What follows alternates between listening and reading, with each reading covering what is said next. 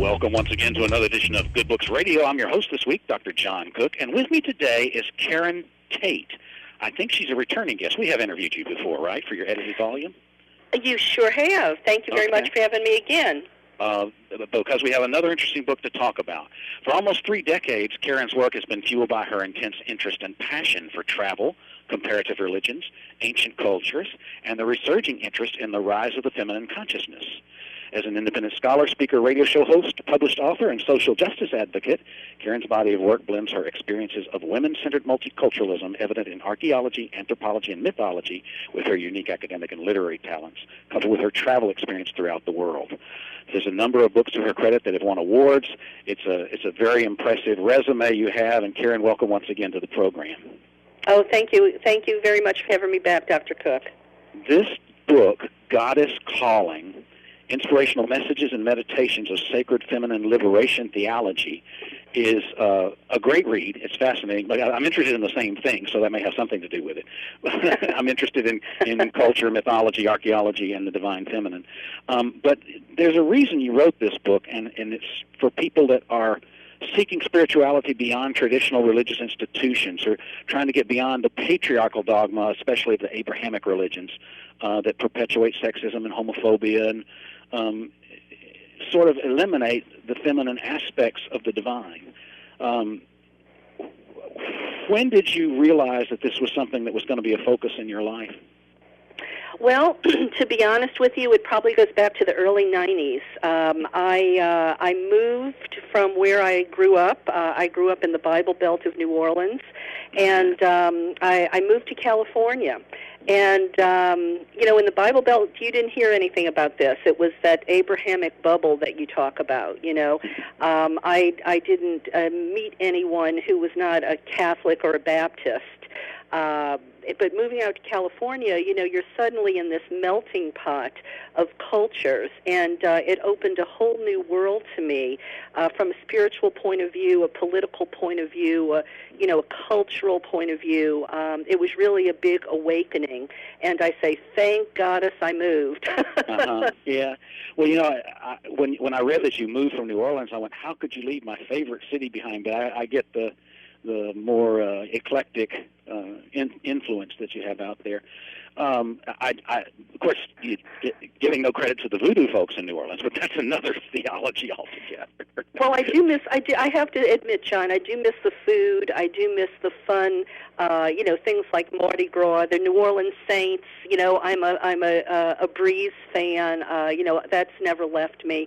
And to be honest with you, New Orleans was kind of a melting pot in itself. I lived in the French Quarter.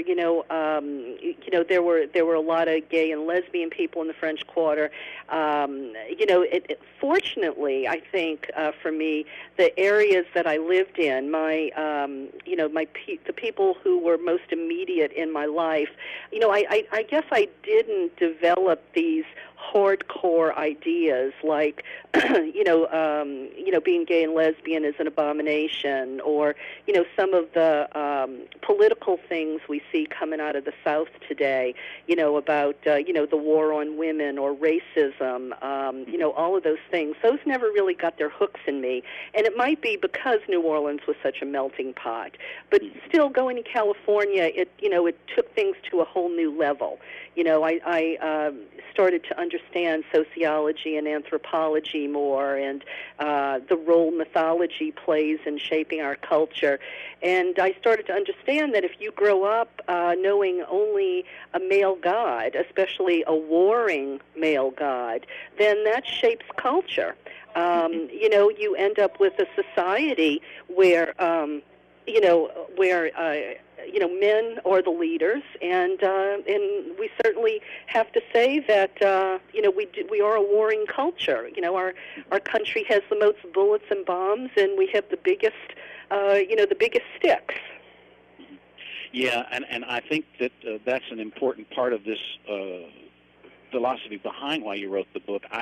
I found each chapter empowering in some way, and you're taking us back to the feminine deity archetypes that were part of most people's religion and society from 40,000 years ago.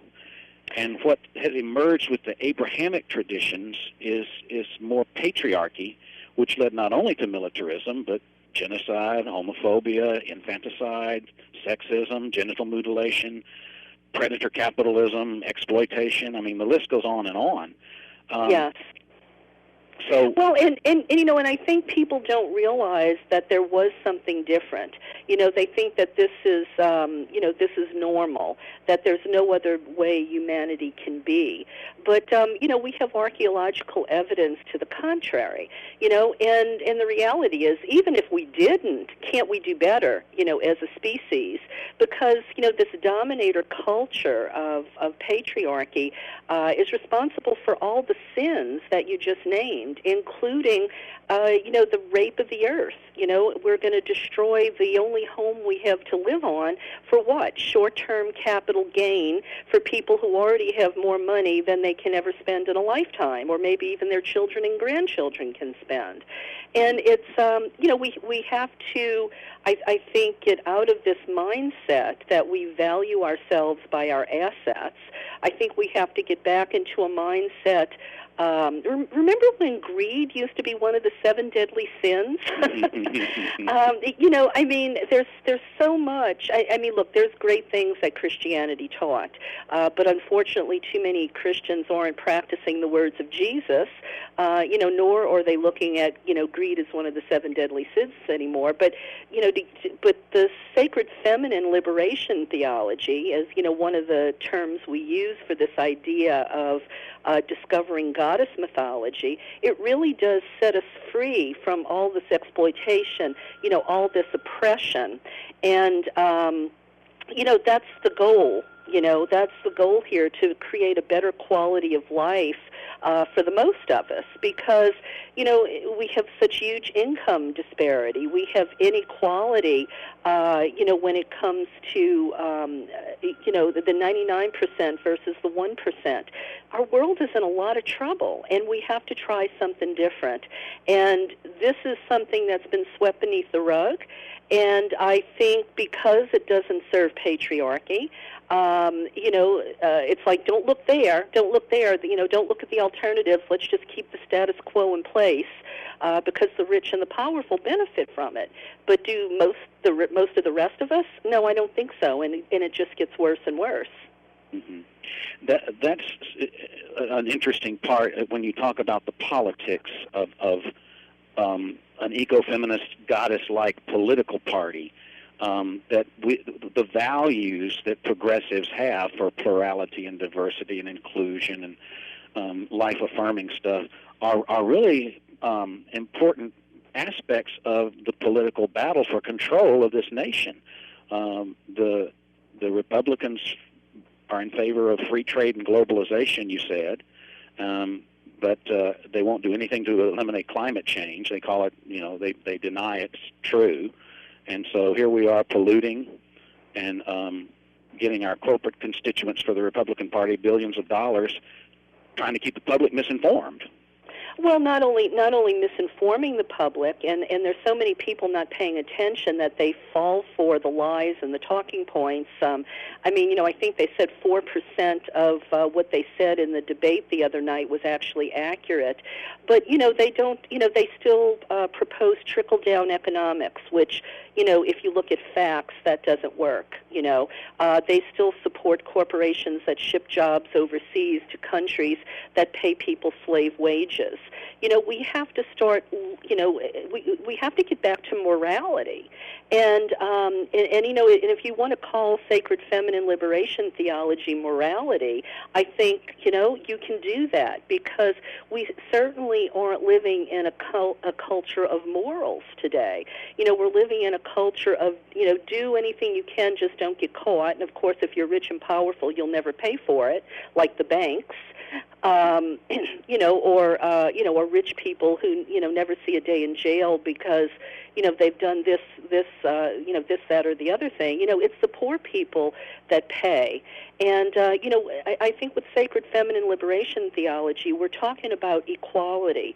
We're talking about creating a level playing field where, everybody is of equal value. You shouldn't have more power or, more value or more say in our democracy just because you're the Koch brothers and you've inherited trillions of dollars, and you're trying to buy all the politicians to change the tax system and change how we do how employers treat employees, and take over the media so the people can't really find out what's really going on.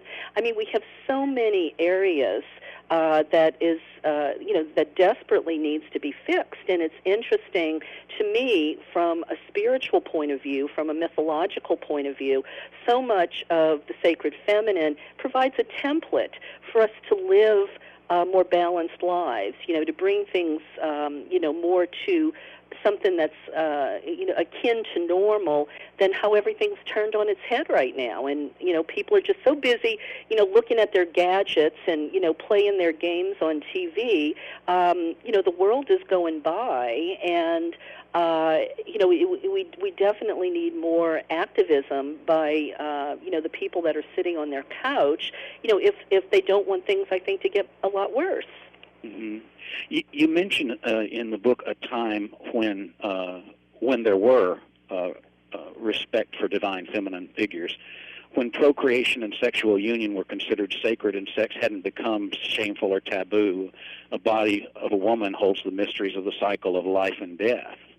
And somewhere along the way, Christianity turned what was normal and natural and sacred on its head, made it bad. Well, yeah. I mean, look. I know as a Catholic growing up, you couldn't be a priest unless you had a penis. It's crazy when you think about it. But there are other cultures where women were leaders, women were equals in societies. I mean, the Native Americans actually were responsible for teaching some of the forefathers, values that actually went into our Constitution. And I mean, so I talk about them because they're closer to home, and it wasn't that long ago. They were actually talking to some of the founding fathers about the councils that they would have, that the grandmothers would be the ones that would decide who was going to be the chief and if they were going to go to war, and they were responsible for teaching and adjudication and all of these different things. But we've lost, that never did. I guess that was never birthed in our society because, we were already a patriarchal society. Women knew their place. They had to be subservient to men, had to, the Bible tells us so, women are here to serve man. Man is here to serve God. And, you have this pecking order. But, there were ancient cultures where, goddesses were major figures and still are. You look at Kali and all the goddesses of India, for instance. There's Amaterasu in the Shinto in Japan. You have Kuan Yin in China. All of the Egyptian goddesses in Egypt. Women actually fared very well. They could divorce their husband. They could have assets. So we just have to look. That's part of this, too. I think it's being responsible for our own education, and that's what I learned when I moved to California. We just can't settle for what we learn at the dinner table or what we learn from the pulpit or even what we're getting in some of our schools, because some of our schools, we know, there's an agenda to, cut out people in history that don't sometimes serve a conservative agenda. And I think right. that happens with some of the school books that come out of Texas. You probably know more about that. Yes, you pegged that really well. It's just like, and we know that whoever the conquerors are get to write the history books. So that's Absolutely. part of what goes on. I like that you mentioned that the Iroquois basically, at Ben Franklin's behest, taught us what democracy should be about, and that's not known by everyone, But look what we did, the Native Americans. A genocide, basically. Obliterated their cultures, and in favor of turning them into Christians, and putting them on reservations, and all the horrible things that happened to these people. And and it's these indigenous people who live closer to the earth that I really do believe offer us some of the the clues to live a better life. I mean, for instance, there's a goddess, an Inuit goddess, Sedna. We call her the environmental goddess. She, she's a goddess that rules over the icy waters of like Newfoundland, Alaska, the northern, northeastern United States waters. She teaches people in her myth that if man is allowed to use the animals of the sea for their food, for blubber, for skins, for their teeth, for tools. But if man gets greedy, Sedna cuts man off, because you only take what you need. You don't have to have all this excess. You don't have to have all this greed. That's just one example. Christianity teaches us it's okay to have a female figure like Mary, beloved Mary. I mean, I love Mary, but Mary is only half a woman. Mary is this benign, passive, lovely, personage. But she, where's her sexuality? Where's her fire? I think if you put Mary Magdalene and Jesus' mother Mary together, you come closer to something of a whole woman. But because Christianity and the Abrahamic religions have made sex taboo, we can't have that. So we end up with, all of these warped ideas about sexuality.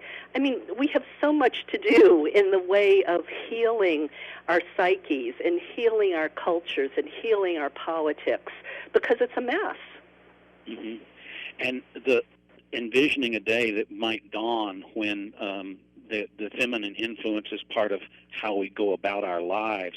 You talk about changing the way we spend so much of our budget on the military, but also universal health care and guaranteed education and religious tolerance, and women could be ordained, equal pay for equal work, human rights across the board, where greed is taboo. There's an awful lot of things that could come about if we recognize the feminine face of God.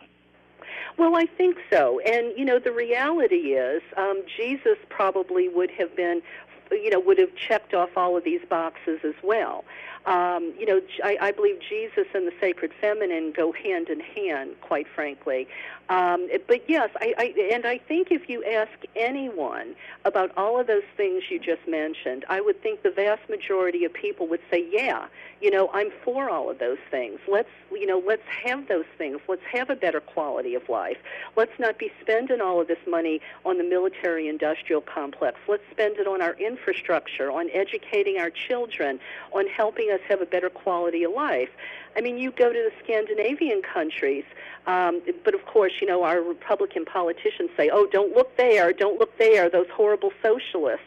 But, they have a better quality of life. They have social safety nets so that, the old don't, retire in poverty. Because let's face it, even people living on Social Security are struggling after working their entire life. Maybe, because of the way the stock market is just a casino, they invest their pensions in the stock market, and we see over and over again how people's pensions have disappeared, and the average person can't manipulate that system. They come out on the losing end, where politicians have access to insider trading, and that's a whole nother subject. But my point being is that the deck is stacked against the average person, and I think when you get back to the idea of sacred feminine ideals, caring, sharing, nurturing, partnership, inclusion, tolerance, what a different world we would have if those were the values that, our leaders, spoke about every day, that we were taught in school, that we were taught, from the pulpit, that we were taught in the media, instead of the messages that we get in this patriarchal culture. Mm-hmm. And some of those messages, there is evidence that that orthodoxy and patriarchy have kind of buried some information. You mentioned Mary Magdalene, the Nag Hammadi diary libraries, and the Gnostic Gospels, and the emergence of some other literature indicates very strongly that there was feminine influence in Jesus' life. Some of it, he had female disciples that nobody talks about. And then, of course, you mentioned the Library of Alexandria, which had a lot of sacred shrines, and it got destroyed. Yeah, I mean, it doesn't, if it doesn't serve the status quo, if it doesn't, if it doesn't push forward the ruling class, then, there's sort of a war against it. It is in danger of being destroyed. I mean, how many people still to this day don't know that Mary Magdalene wasn't a prostitute? That propaganda was let out, ages ago, and when they made the correction, they said it so quietly. It's really a shame, because even, in my opinion, the people who wrote the Bible, they had their own agenda. They were men, whether they were divinely inspired. Well,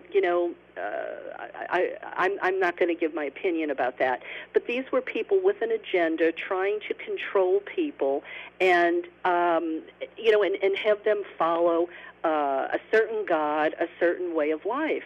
In fact, if you read feminist scholar Merlin Stone, who wrote the book When God Was a Woman, the whole myth of Adam and Eve was the first propaganda story to shift people away from reverence of a mother god, which was happening, 30 or 40,000 years ago, before there was ever a male god, to shift people away from that mother god, making Eve the female evil, and trying to make this paradigm shift over to patriarchy and the male god.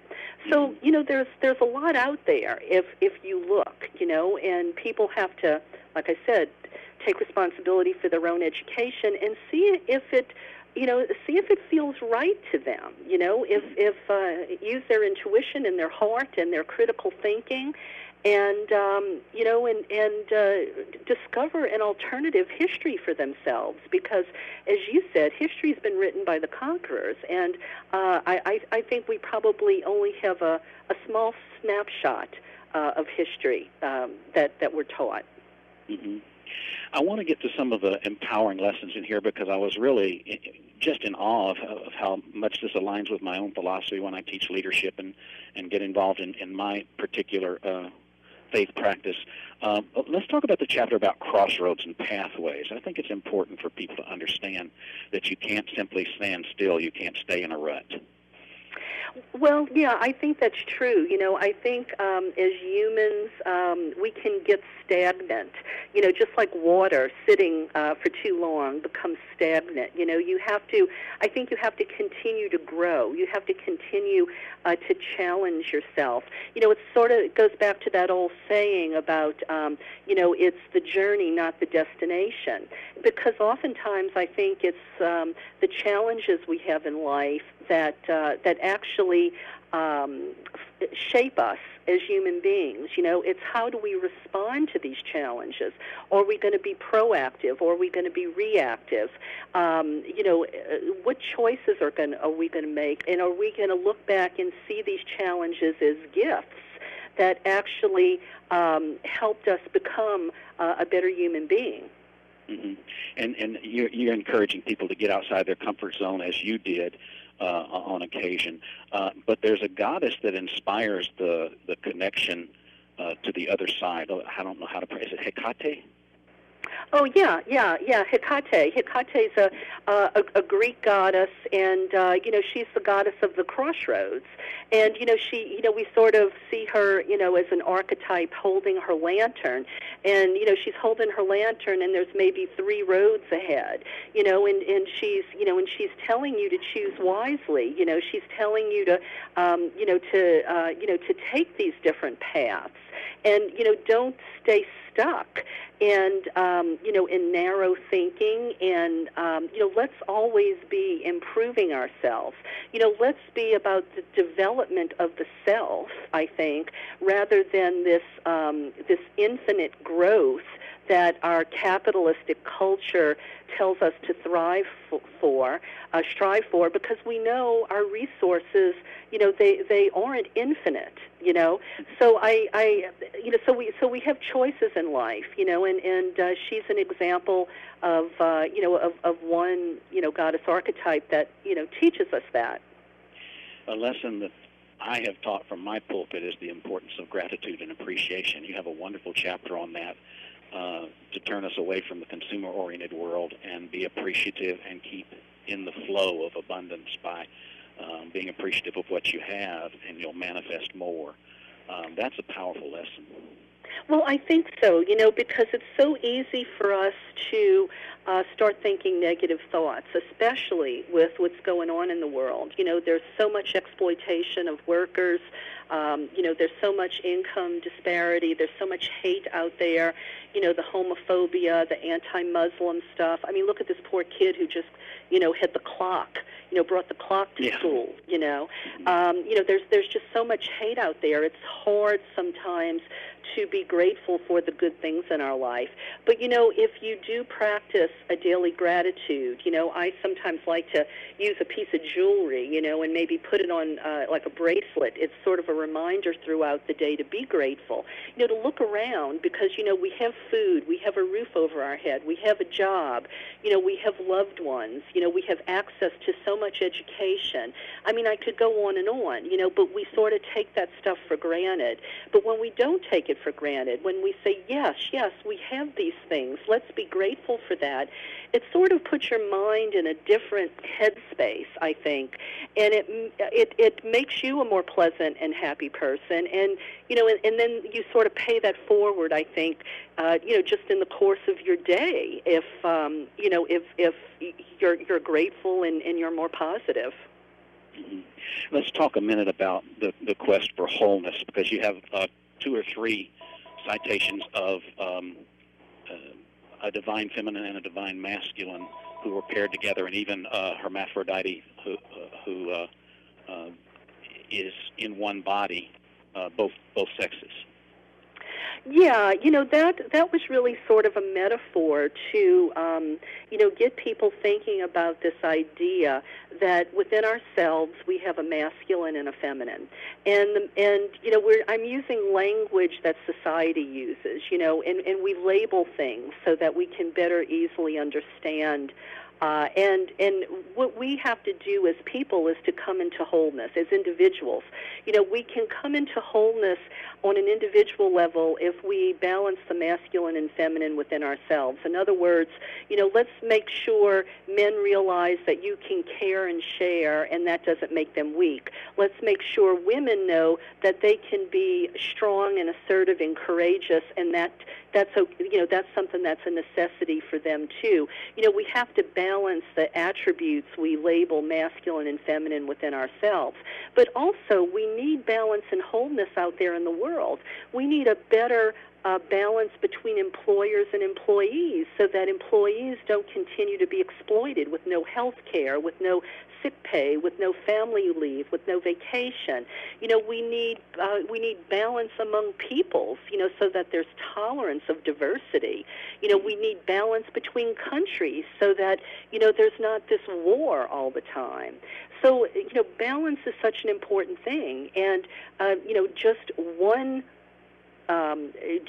version of the balance we need, I think. Another one would be, corporations in the environment. We need to strike that balance between, not continuing to let corporations rape the earth and destroy our natural resources.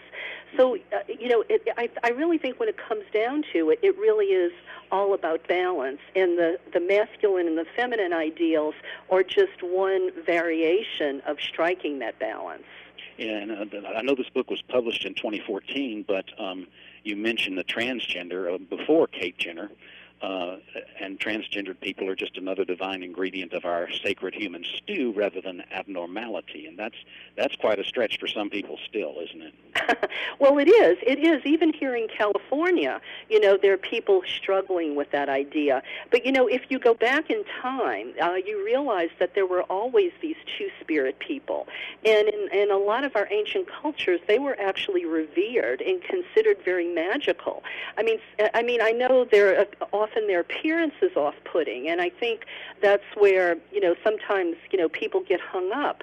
But it's this idea, I think, that perhaps, they are truly the ones closest to trying to strike that balance of masculine and feminine within themselves. But I think that brings us to a larger subject of how we look at gender and gender identity. We have looked at it in a very narrow way. You're either masculine or you're feminine. And, I think being gay and lesbian challenges that, but certainly a transgender person challenges it even more. So we really have to open up how we look at gender, because I think it's more of a spectrum that we've been taught in this patriarchal culture. Unfortunately, we're about out of time.